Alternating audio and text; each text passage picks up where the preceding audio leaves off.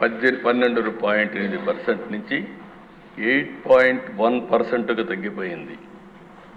మూలధన వృద్ధి, వ్యయం వృద్ధి 26.4 నుంచి అంటే క్యాపిటల్ ఎక్స్పెండిచర్ 3.4%కు తగ్గిపోయింది. 1% ఎక్కువ ఉండేవాళ్ళందరూ గుర్తుపెట్టుకోవాలి. 1% గ్రోత్ రేట్ 15,000 కోట్ల రూపాయలు ప్రభుత్వానికి ఆదాయం వస్తుంది. ఈరోజు 10% గ్రోత్ రేట్ ఉంటే దాన్ని 15% చేస్తే 5% అయితే 75,000 కోట్ల రూపాయలు ప్రభుత్వానికి ఆదాయం వచ్చే పరిస్థితి వస్తుంది. అలాంటిది పెద్ద ఎత్తున అభివృద్ధి తగ్గిపోయే పరిస్థితి వచ్చింది.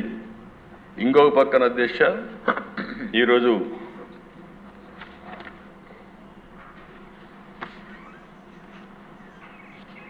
ఇంకొక పక్క చూసినప్పుడు మొత్తం ఈ విషయాలన్నీ చెప్పడం కోసమే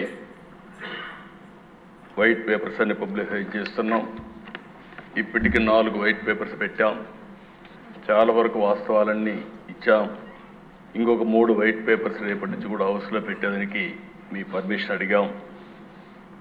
అధ్యక్ష, ఒక్క ల్యాండ్స్లో 1,75,000 ఎకరాల భూముల్ని ఇష్టానుసారంగా దోచుకునే పరిస్థితికి వచ్చాను. ఇన్నోవేటివ్గా చేశాను. కడాన అధ్యక్ష అసైన్మెంట్ భూములు లాగేసుకున్నారు. కడాన ల్యాండ్ ఎక్విజిషన్ పేరుతో పేదవాళ్ళకి ఇచ్చే ఇంటి జాగాలో కూడా పెద్ద ఎత్తున దోపిడీ జరిగే పరిస్థితి వచ్చింది.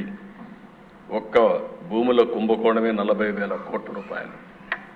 విశాఖపట్నం బలవంతంగా రామానాయుడు స్టూడియో భూములు కానీ, దస్బల్లా కానీ మొత్తం ఇష్టానుసారంగా చేసుకొని కడాన ఎప్పుడు అడుగుతూ ఉంటారు.